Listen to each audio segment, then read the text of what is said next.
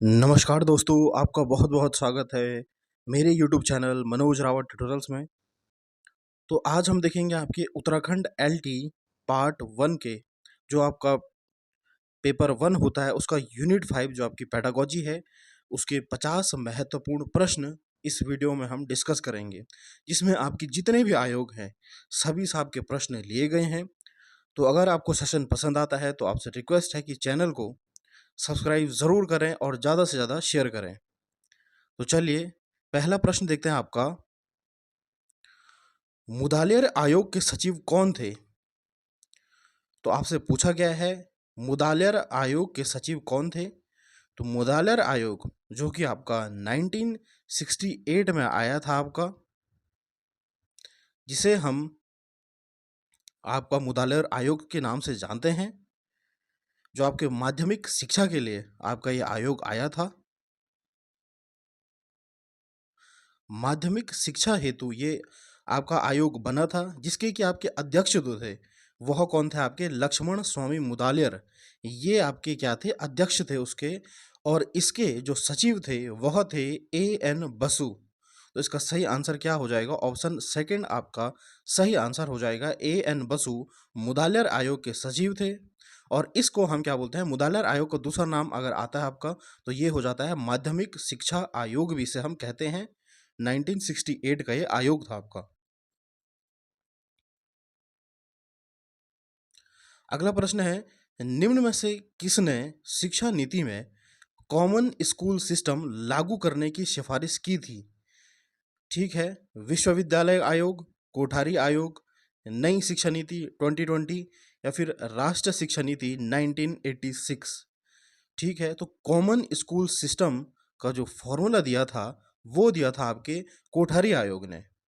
इसका option second हो जाएगा। कोठारी आयोग कब आया था? 1964 में आया था और इसने अपनी रिपोर्ट 1966 में सबमिट करी थी भारत सरकार को।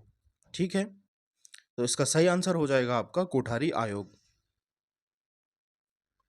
अगला प्रश्न देखते हैं अब हम।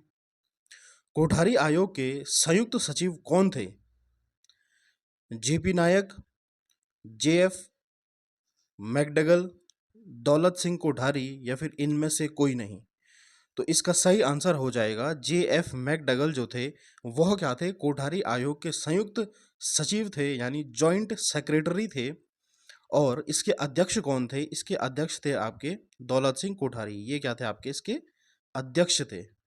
तो आपको याद रखना है कि कोठारी आयोग के अध्यक्ष जो थे वो दौलत सिंह कोठारी थे, जिनके नाम पे ये कमीशन का नाम पड़ा आपका कोठारी कमीशन। और इसके संयुक्त सचिव थे वो आपके जे एफ मैकडगल थे। राष्ट्रीय पाठ्य चर्चा की रूपरेखा एनसीएफ 2005 के अध्यक्ष कौन थे? प्रोफेसर कृष्ण कुमार, श्वेता उत्पल, प्रोफेसर यशपाल शर्मा या फिर इनमें से कोई नहीं। तो जो आपका एनसीएफ है 2005, उसके जो आपके अध्यक्ष थे वह थे आपके प्रोफेसर यशपाल शर्मा। इसके क्या थे? अध्यक्ष थे। ऑप्शन तीसरा आपका सही आंसर हो जाएगा। और जो आपके कृष्ण कुमार थे, प्रोफेसर कृष्ण कुमार, वह इसके क्या थे? निर्देशक थे। निर्देशक थे।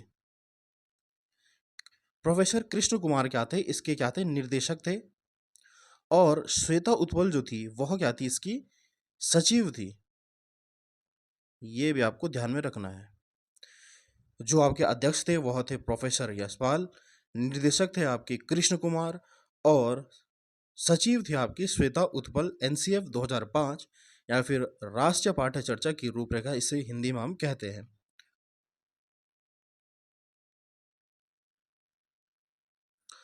निम्न में से किसने छात्रों को प्रशासन कार्य में प्रशिक्षित करने हेतु प्रॉक्टोरियल बॉन्ड बनाने का सुझाव दिया? तो प्रॉक्टोरियल बॉन्ड बनाने का सुझाव किस आयोग ने दिया? राष्ट्रीय ज्ञान आयोग, विश्वविद्यालय शिक्षा आयोग, मुदालियर आयोग या फिर कोठारी आयोग। तो इसका सही आंसर हो जाएगा आपका विश्वविद्यालय शिक्षा आयोग। ऑप्शन सेकंड आपका सही आंसर हो जाएगा, जिसने कि प्रॉक्टोरियल बॉन्ड पे कहा कि आपको क्या है? छात्रों के लिए प्रॉक्टोरियल बॉन्ड बनाना है। तो ये कहा आपका विश्वविद्यालय शिक्षा आयोग, जिसे आप राधा कृष्णन आयोग के नाम से भी जानते हैं। इसका दूसरा नाम क्या है आपका? राधा कृष्णन आयोग भी आप इसे कहते हैं। और ये आयोग कब आया था आपका? 1948 में आया था, 48 में आया था आपका राधा सि- राधा कृष्णन आयोग, जिसे हम क्या बोलते हैं आपका विश्वविद्यालय शिक्षा आयोग भी इसे हम कहते हैं।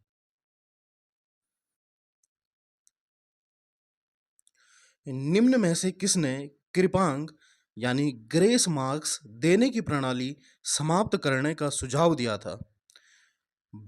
भारतीय विश्वविद्यालय शिक्षा आयोग, विश्वविद्यालय शिक्षा आयोग, यूजीसी, या फिर राष्ट्रीय ज्ञान आयोग। तो इनमें से कौन सा आपका जो आयोग था जिसने कहा था कि जो हम ग्रेस मार्क्स देते हैं उसे हमें बंद कर देना चाहिए? तो इसका आंसर भी हो जाएगा आपका विश्वविद्यालय शिक्षा आयोग, ऑप्शन सेकंड, या फिर इसे हम राधा कृष्णन आयोग के नाम से भी जानते हैं। नवोदय विद्यालय की स्थापना किस शिक्षा नीति के तहत की गई थी? जो आपके नवोदय विद्यालय होते हैं जिसे हम क्या बोलते हैं आपका एनवीएस, नवोदय विद्यालय समिति होता है यहाँ पे, ठीक है। और केवीएस का नाम क्या होता है? केंद्र विद्यालय संगठन। केंद्र विद्यालय आपका संगठन और नवोदय विद्यालय आपकी है समिति। ये दोनों में आपका डिफरेंस है यहाँ पे, ठीक है। अगर फुल फॉर्म आ गया तो यहाँ पे एनवीएस जो होता है वह हो जाएगा नवोदय विद्यालय समिति, और केवीएस हो जाएगा केंद्र विद्यालय संगठन। संगठन है यहाँ पे, ठीक है। चलिए अब यहाँ पे देखते हैं हम नवोदय विद्यालयों की स्थापना किस शिक्षा नीति के तहत गई है। तो इसका सही आंसर हो जाएगा राष्ट्रीय शिक्षा नीति 1986 के तहत आपका जो है नवोदय विद्यालय की स्थापना की गई थी, ठीक है। और इस समय हमारे देश के जो आपके प्रधानमंत्री थे वह थे आपके राजीव गांधी। उनके समय यह आपकी शिक्षा नीति आई थी, ठीक है। ये भी आपको ध्यान में रखना है। और यह कौन सी शिक्षा नीति थी? यह थी आपकी दूसरी शिक्षा नीति, ठीक है। पहली राष्ट्रीय शिक्षा नीति जो थी वह आई थी आपकी 1968 में, दूसरी आई थी आपकी 86 में, तीसरी आई थी आपकी 92 में, और चौथी आई थी आपकी 2020 में, ठीक है। यहाँ पे बता देता हूँ आपको। सबसे पहले आपकी जो आई थी वह आई थी राष्ट्रीय शिक्षा नीति 1968 में, आपकी राष्ट्रीय शिक्षा नीति आई थी। उसके बाद आपकी 1986 में आपकी राजीव गांधी के समय आई थी, और 1992 में ये संशोधित राष्ट्रीय शिक्षा नीति आई थी। उसके बाद आपकी आई थी 2020 में, जो आपकी न्यू एजुकेशन पॉलिसी है, ठीक है। तो ये आपकी हो गई। अभी तक भारत में अगर प्रश्न आ गया कि कितनी शिक्षा नीति आई हैं, तो इसका सही आंसर हो जाएगा आपकी 4 शिक्षा नीति आई हैं।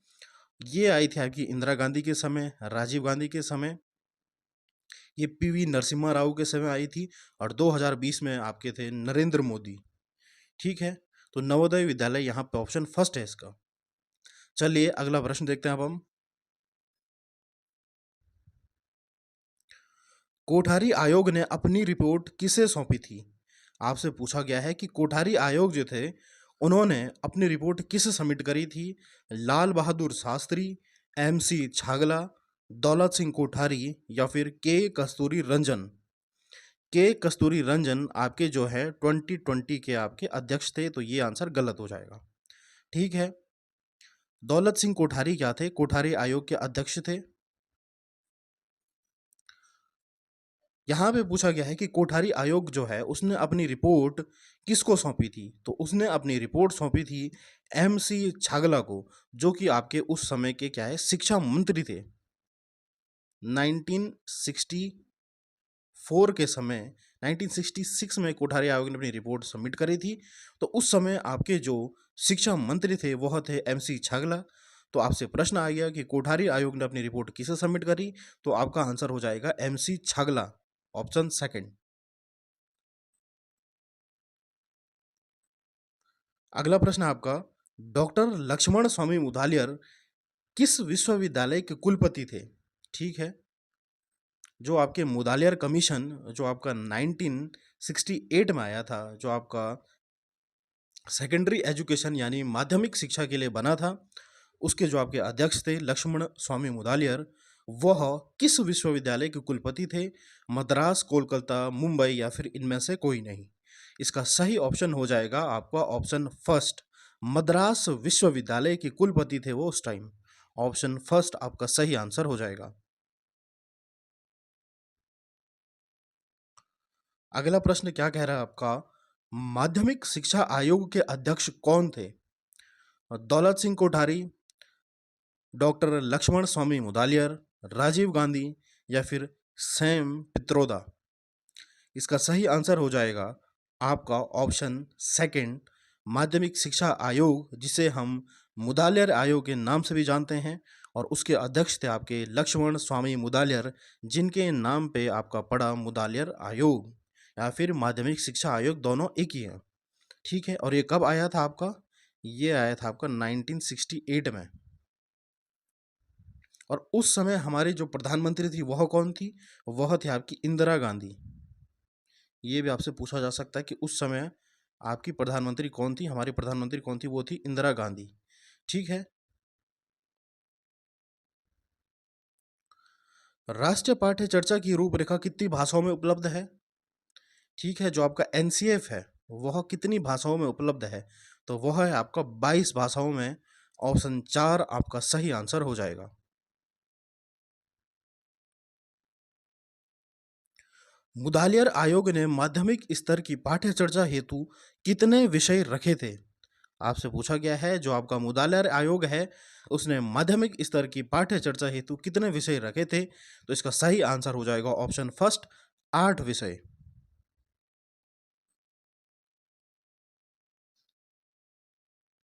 अगला प्रश्न आपका, किस कोर्स को योग्य अध्यापकों को प्रशिक्षण के लिए जोड़ने का सुझाव मुदालियर आयोग ने दिया था?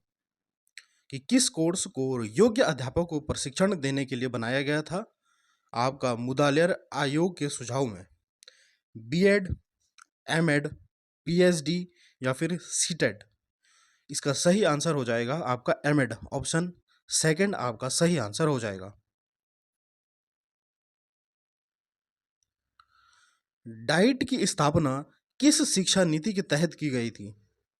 तो डाइट की जो स्थापना है, डाइट की फुल फॉर्म होती है district institute of education and training. ठीक है, district institute for education and training इसका सही जो आपका फुल फॉर्म होती है। और यह इसकी स्थापना किसने की थी? किस शिक्षा नीति के तहत इसकी स्थापना हुई थी, आपसे पूछा गया है।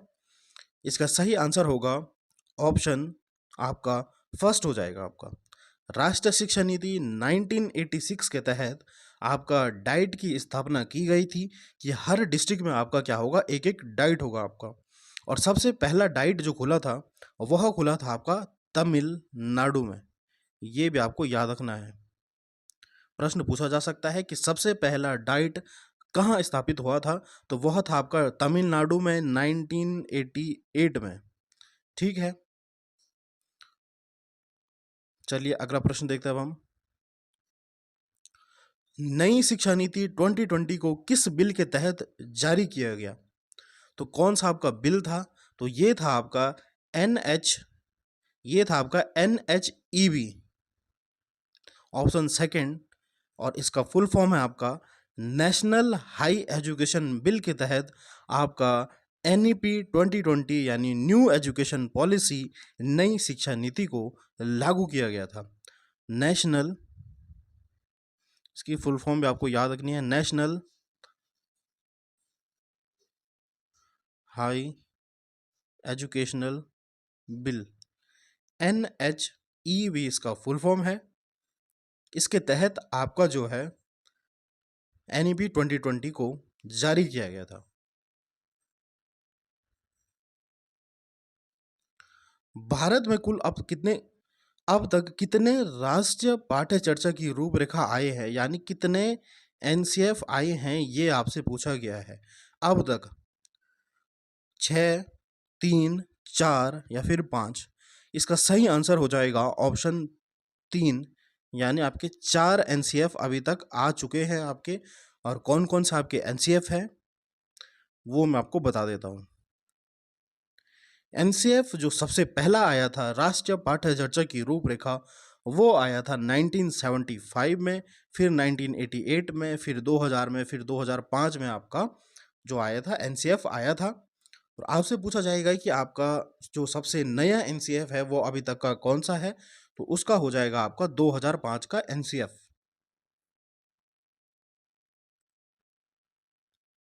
अगला प्रश्न है, नई शिक्षा नीति के मसौदा समझौता जिसे हम बोलते हैं, आपका ड्राफ्टिंग कमेटी के अध्यक्ष कौन थे?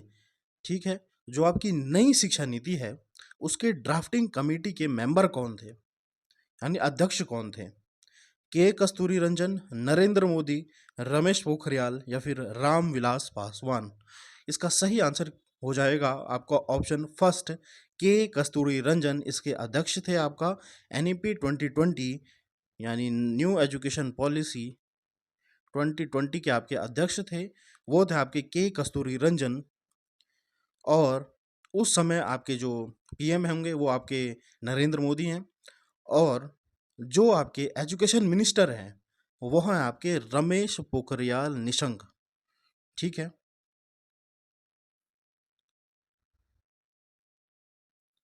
नई शिक्षा नीति 2020 के में किस वर्ष तक नेशनल मिशन के माध्यम से foundational literacy and numeric skill, यह आपका पूछा जा सकता है, FLNS, आपका स्कीटेड में भी कहीं बार इस पर प्रश्न पूछा गया है कि नई शिक्षा नीति 2020 में किस वर्ष तक नेशनल मिशन के माध्यम से foundational literacy and numeric skill, जिसे हम FLNS बोलते हैं, को बनाए रखने का लक्ष्य रखा गया है।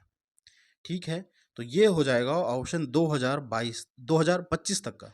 थर्ड ऑप्शन आपका सही आंसर हो जाएगा 2025 तक का। ठीक है, और FLNS होता है foundational literacy and numeric skill, का मतलब होता है कि हमें क्या है, आपका जो आपका बच्चा जब छोटा बच्चा होता है उसको जो है प्राइमरी तक क्या है, बेसिक जो है जोड़ घटाना और भाषा बेसिक उसको आनी चाहिए, ये आपका FLNS प्रोग्राम होता है। तो ऑप्शन यहाँ पे तीसरा आपका सही आंसर हो जाएगा। निम्न में से किसने 70% पर प्रथम, 55% पर द्वितीय और 40% पर तृतीय श्रेणी निर्धारित करने का सुझाव दिया था? यानी 70% पर आपका फर्स्ट पोजीशन होगी, 55 पे आपका द्वितीय होगी और 40 पे आपका तृतीय श्रेणी में आपका निर्धारित किया था। एनसीटीई ने, विश्वविद्यालय शिक्षा आयोग ने, विश्वविद्यालय अनुदान आयोग ने या फिर कोठारी आयोग ने? तो इसका सही आंसर हो जाएगा ऑप्शन जो होगा आपका सेकंड, जो होगा आपका विश्वविद्यालय शिक्षा आयोग 1948, जिसे हम राधा कृष्ण आयोग के नाम से भी जानते हैं। उसने आपका 70, 55 और 40 के में आपका जो है डिवाइड करा। ठीक है,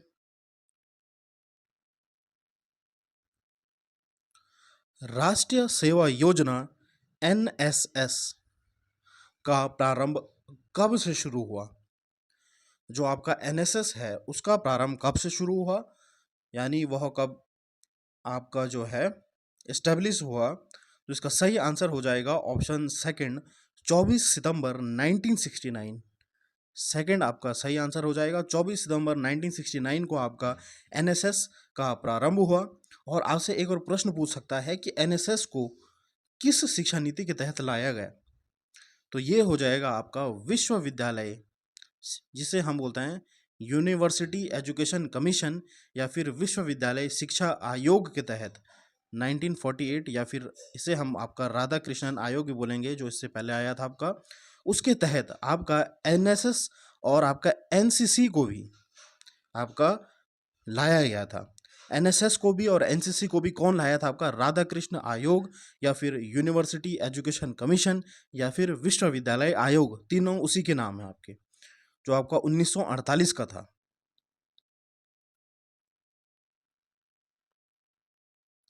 शिक्षा को राज्य सूची से समवर्ती सूची में कब शामिल किया गया था? 44वें संविधान संशोधन 1978 में, 7वें संविधान संशोधन 1956 में, 42वें संविधान संशोधन 1976 में या फिर 52वें संविधान संशोधन 1985 में? तो पहले आपकी शिक्षा जो थी वह क्या थी? आपकी राज्य सूची में थी, उसे क्या है समवर्ती सूची में कब शामिल किया गया? तो ये भी आपका सही आंसर हो जाएगा, आपका थर्ड हो जाएगा कि 42वें संविधान संशोधन 1976 के तहत आपका जो शिक्षा जो है वह क्या है राज्य सूची से हटकर आपका समवर्ती सूची में लाई गई। और यह किसके सुझाव में लाई गई? इसका सही आंसर हो जाएगा आपका जो विश्वविद्यालय शिक्षा आयोग है, विश्वविद्यालय शिक्षा आयोग है उसके तहत, यानी राधाकृष्ण जो आपका 1948 है, राधाकृष्णन आयोग के तहत आपका शिक्षा जो है वह क्या है राज्य सूची से समवर्ती सूची में लाई गई थी। और किस संविधान संशोधन के तहत? आपका 42वें संविधान संशोधन 1976 के तहत। तो ऑप्शन थर्ड आपका सही आंसर हो जाएगा इसमें।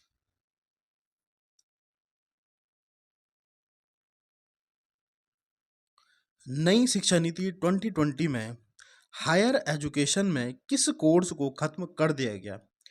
बीएससी, एमएससी, पीएचडी या फिर एमफिल?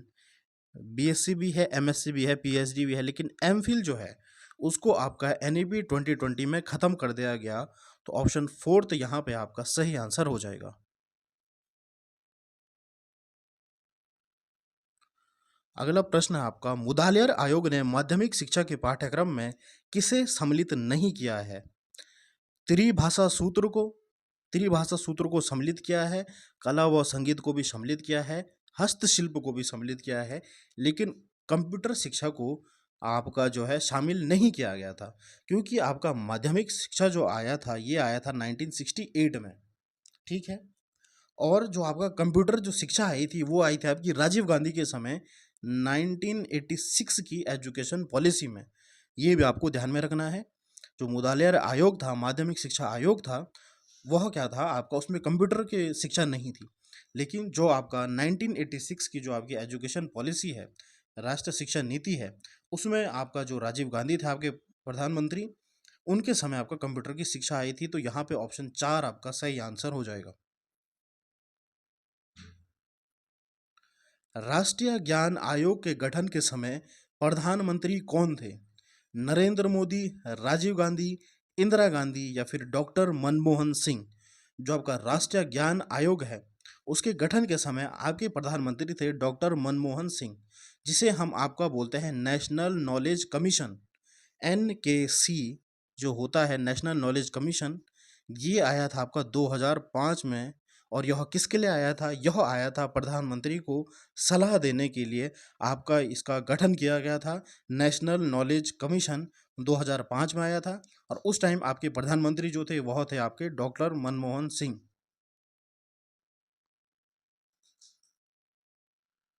राष्ट्रीय साक्षरता मिशन की शुरुआत किस वर्ष की गई थी? तो साक्षरता जो आपका मिशन था उसकी शुरुआत कब की गई थी आपसे पूछा गया है। तो इसका सही आंसर हो जाएगा 1988 में आपका राष्ट्रीय साक्षरता मिशन की शुरुआत की गई थी। और यह किस शिक्षा नीति के तहत हुआ था? यह हुआ था राष्ट्रीय शिक्षा नीति 1986 के तहत। ठीक है। जो आपके राजीव गांधी के समय की आपकी एजुकेशन पॉलिसी थी, शिक्षा नीति थी, उसके तहत आपका राष्ट्रीय साक्षरता मिशन शुरुआत की गई थी। तो स्टूडेंट्स आपको कैसा लग रहा है ये सेशन? प्लीज़ आप कमेंट में ज़रूर बताएं आपके कितने प्रश्न सही हुए हैं। इसमें हम डिस्कस करेंगे आपके 50 महत्वपूर्ण प्रश्न। और चैनल को ज़्यादा से ज़्यादा शेयर करें और सब्सक्राइब करें। चलिए अब अगला प्रश्न देखते हैं अब हम। किस वर्ष ऑपरेशन ब्लैक बोल्ट नामक कार्यक्रम को लागू किया गया? जो आपका ऑपरेशन ब्लैक बोल्ट है वो किस शिक्षा नीति के तहत आया, आपसे प्रश्न पूछा जाएगा। तो 1986 की जो आपकी शिक्षा नीति थी, राष्ट्रीय शिक्षा नीति राजीव गांधी के समय वाली, उसमें आपका ऑपरेशन ब्लैक बोल्ट आया था। ठीक है। और यह किस वर्ष आपका जो है लागू कब किया गया? यहाँ पे पूछा गया है कि लागू कब किया गया था। ठीक है। तो लागू किया गया था 1987 से 88 के बीच में ये लागू कर दिया गया था। और ऑपरेशन ब्लैक बोल्ट क्या था? ये आपका था 1 से 5वीं कक्षा तक के बच्चों के लिए, जो आपका प्राथमिक विद्यालय जो है उनमें सुधार के लिए आपका ऑपरेशन ब्लैक बोर्ड लाया गया था, जिसमें आपका था कि आपके कम से कम 2 आपके अध्यापक होने चाहिए आपके प्राथमिक विद्यालय में, ठीक है?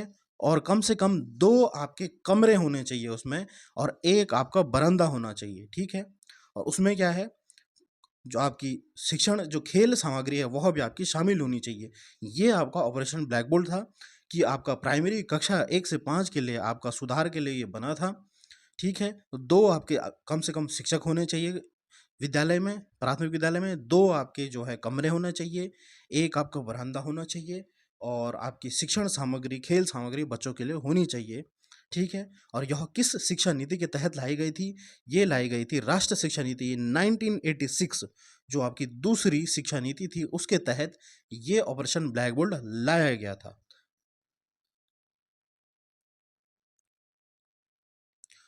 अब अगला प्रश्न कह रहा है, राष्ट्रीय शिक्षा परिषद NCTE national council of teacher education की स्थापना कब की गई थी? ठीक है, एनसीटीई की स्थापना कब की गई थी आपसे पूछा गया है। तो इसका सही आंसर हो जाएगा ऑप्शन थर्ड, इसका सही आंसर हो जाएगा। और अगर डेट आपसे पूछी जाएगी वो होगी आपकी क्या, 17 अगस्त। 17 अगस्त 1995 को आपका एनसीटीई की शुरुआत की गई थी, national council for teacher education. अखिल भारतीय तकनीकी शिक्षा परिषद एआईसीटीई एक्ट की स्थापना कब हुई थी आपसे पूछा गया है।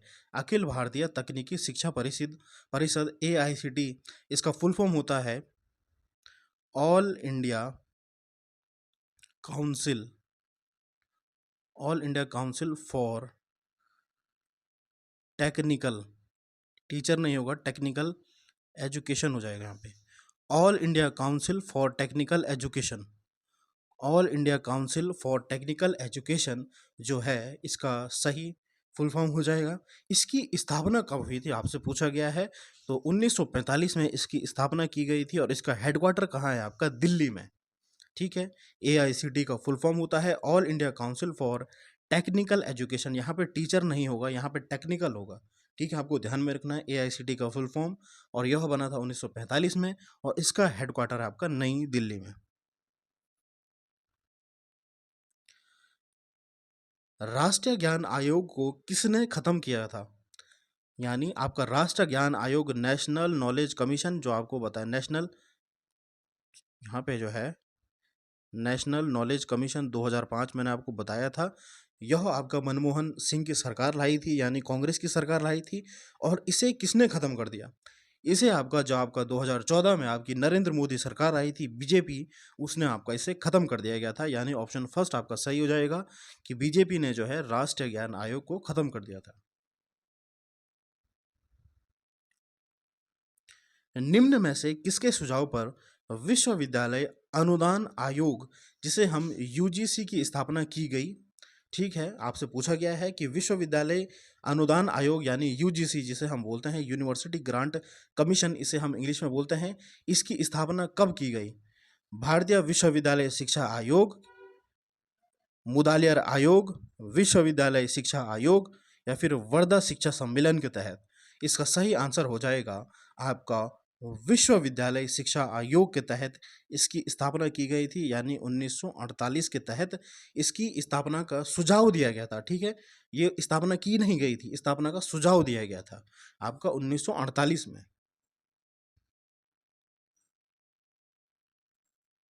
अगला प्रश्न है, निम्न में से किसने विश्वविद्यालय में 3000 से अधिक और उनसे संबंधित महाविद्यालय में 1500 से अधिक विद्यालय की संख्या नहीं होने का सुझाव दिया था? तो ये भी था आपका जो आपका विश्वविद्यालय शिक्षा आयोग है, ठीक है। यहाँ पे आपका ऑप्शन में दिया गया है कि राधा कृष्णन आयोग, तो विश्वविद्यालय आयोग और राधा कृष्णन आयोग आपका एक ही है, यानी ऑप्शन तीसरा आपका सही आंसर हो जाएगा कि 3000 से अधिक आपका विश्वविद्यालय में विद्यार्थी नहीं होने चाहिए और महाविद्यालय में आपका जो है 1500 से अधिक संख्या नहीं होनी चाहिए आपकी विद्यार्थियों की। ऑपरेशन ब्लैक बोल्ट किस शिक्षा नीति के तहत लागू किया गया? तो इससे पहले मैंने आपको बताया आपका जो ऑपरेशन ब्लैक बोल्ट है, तो यह लाया गया था आपका राष्ट्रीय शिक्षा नीति 1986 के तहत ऑप्शन पहला आपका सही आंसर हो जाएगा। राष्ट्रीय शिक्षा नीति 1968 किस शिक्षा ढांचे पर आधारित थी? ठीक है, जो आपका 1968 यानी जो आपकी पहली राष्ट्रीय शिक्षा नीति थी, वह किस ढांचे पर आधारित थी आपकी? 10+2+3, या फिर 5+3+3+4, या फिर 11+3? ठीक है, तो ये आपका नहीं होगा। ठीक है, क्योंकि ये किस में है आपका? ये आपका नई शिक्षा नीति 2020 में आपका ये फॉर्मेट है 5+3+3+4। ठीक है, और 11+3 का जो सुझाव दिया था, ये दिया था आपका मुदालियर आयोग ने। केवल सुझाव दिया था, लागू नहीं हुआ था। आपको पूछा जाएगा कि अगर 11+3 का जो सुझाव था, वह किसने दिया था? वह मुदालियर आयोग ने दिया था कि 11 वर्ष जो आपका 12वीं कक्षा जो थी, वह क्या है, ग्रेजुएशन में ऐड हो जाएगी, और 3 साल का आपका ग्रेजुएशन होगा, स्नातक होगा, और 11 तक की आपकी 1 से 11 तक की कक्षा होगी। ये आपका मुदालियर आयोग ने अपना सुझाव दिया था। तो इसका सही आंसर हो जाएगा 10+2+3। जो आपकी शिक्षा नीति चली आ रही थी, वह क्या है, आपका 1968 से चली आ रही है। एनसीएफ यानी राष्ट्रीय पाठ्य चर्चा की रूपरेखा 2005 में किसकी समझ की प्राप्ति होती है? व्यवहारवाद, रचनावाद, संज्ञानवाद, या फिर इनमें से कोई नहीं? इसका सही आंसर हो जाएगा एनसीएफ 2005 जो है, उसने आपका बल दिया था रचनावाद पे। यानी बच्चे को हमें क्या है, फैसिलिटी देनी है। बच्चा, टीचर जो है वह केंद्र में नहीं होना चाहिए, बच्चा होना चाहिए केंद्र में। और टीचर का काम होना चाहिए एक फैसिलिटेटर यानी सुगमकर्ता के तौर पे एक शिक्षक को होना चाहिए। और एनसीएफ ने कहा था कि हमें जो है बच्चे के जो है बाहरी जीवन से जोड़ना है। ठीक है, क्लास के अंदर उसे बाउंड नहीं करना है, उसे क्या है, बाहरी जीवन से भी जोड़ना है। तो ये आपका एनसीएफ 2005 के कुछ पॉइंट थे, उसने आपके 5 पॉइंट दिए थे आपके एनसीएफ 2005 में।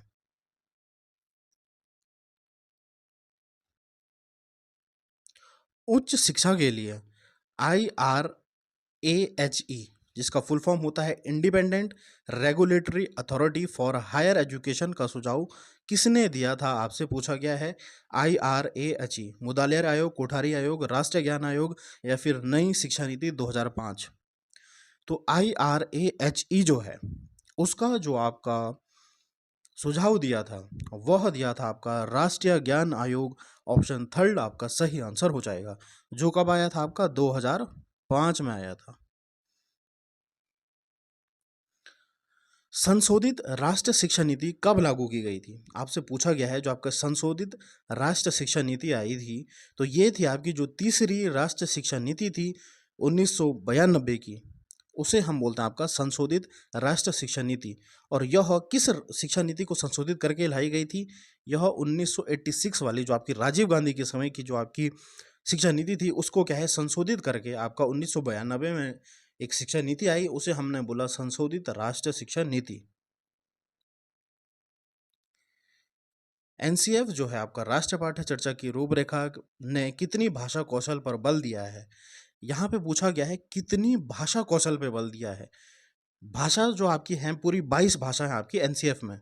एनसीएफ जो है वो पूरी 22 भाषाओं में लिखा गया है। लेकिन यहाँ पे भाषा कौशल होते हैं आपके, तो ये आपने सीटेट में देखा होगा कि आपकी कितनी भाषा कौशल होती है? 4 भाषा कौशल होती है, सुनना, बोलना, पढ़ना और लिखना। यानी ऑप्शन फोर्थ आपका सही आंसर हो जाएगा। ये आपका एनसीएफ ने दिया था, ये सुनना, बोलना, पढ़ना और लिखना। यहाँ पे पूछा गया है, इंदिरा गांधी ओपन यूनिवर्सिटी इग्नू की स्थापना कब हुई थी? तो इग्नू की स्थापना कब हुई थी, आपसे पूछा गया है। तो ऑप्शन हो जाएगा आपका 1985, यानी ऑप्शन फोर्थ आपका सही आंसर हो जाएगा। उत्तराखंड ओपन यूनिवर्सिटी, उत्तराखंड मुक्त विश्वविद्यालय की स्थापना कब हुई थी? तो ये हुई थी आपकी 2005 में। ऑप्शन दूसरा आपका सही आंसर हो जाएगा। भारत में 6 से 14 वर्ष के बच्चों के लिए निशुल्क और अनिवार्य शिक्षा प्रदान करने के लिए शिक्षा अधिकार अधिनियम, जिसे हम राइट टू एजुकेशन आरटीई 2009 बनाया गया था, यह पूरे देश में कब लागू किया गया? आपसे पूछा गया है। जो आपका आरटीई है, जिसमें आपका कहा गया था कि 6 से 14 साल के बच्चों के लिए आपकी निशुल्क शिक्षा होगी, यह कब लागू किया गया था? इसका सही आंसर हो जाएगा अप्रैल 2010 में यह लागू किया गया था।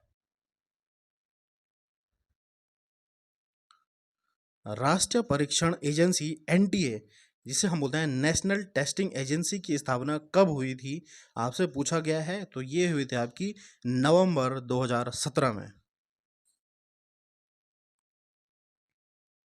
नई राष्ट्रीय शिक्षा नीति 2020 को लागू करने वाला भारत का दूसरा राज्य कौन सा है?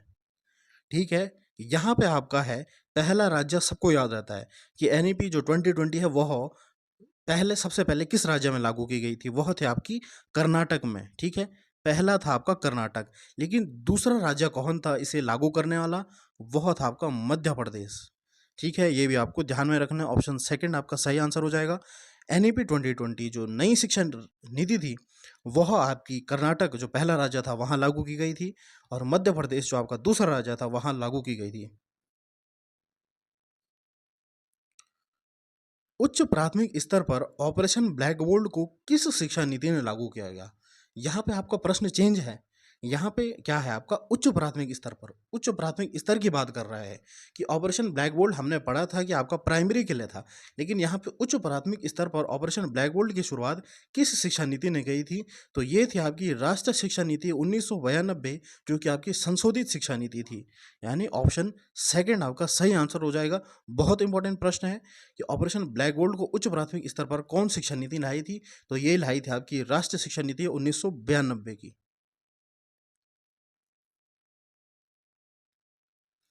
राष्ट्रीय शिक्षा नीति 1968 के समय भारत का प्रधानमंत्री कौन था? तो ये थी आपकी श्रीमती इंदिरा गांधी। ऑप्शन फर्स्ट आपका सही आंसर हो जाएगा।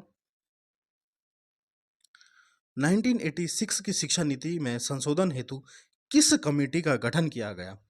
यानी जो आपकी 1986 की जो कुछ अगर उसमें कमियां थी तो उसको आपका संशोधन करने के लिए किस कमेटी का गठन किया गया? आचार्य राममूर्ति समिति, जनार्दन रेड्डी समिति, नरसिम्हा राव समिति, या फिर इनमें से कोई नहीं? तो आपका सही आंसर हो जाएगा आचार्य राममूर्ति समिति को का गठन जो आपका 1990 में किया गया था, वो किया गया था आपका कि जो आपका नई शिक्षा नीति जो आपकी थी 1992 की, उसके लिए ये आपका जो है कि जो आपकी 86 की जो शिक्षा नीति थी उसको संशोधित करके आपकी जो शिक्षा नीति आई थी वो आई थी 92 वाली। ठीक है, तो उसके लिए एक कमेटी बनी थी, वह बनी थी आचार्य राममूर्ति समिति। ठीक है, और आपसे एक प्रश्न और बनता है यहाँ पे कि जो आपका जनार्दन रेड्डी समिति थी वह क्यों बनी थी?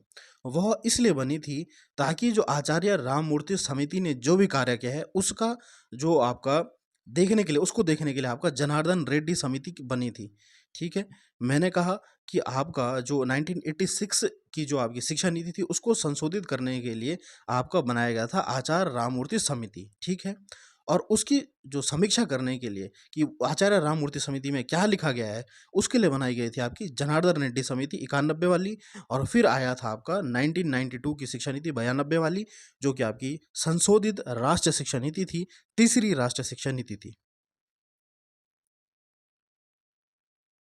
1986 की राष्ट्रीय शिक्षा नीति में संशोधन के बाद कौन सी शिक्षा नीति आई थी? तो ये आई थी आपकी 92 वाली। विश्वविद्यालय अनुदान आयोग अस्तित्व में कब आया था?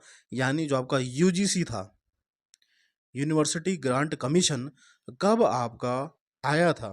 ठीक है, तो यह आया था आपका 28 दिसंबर 1953 को।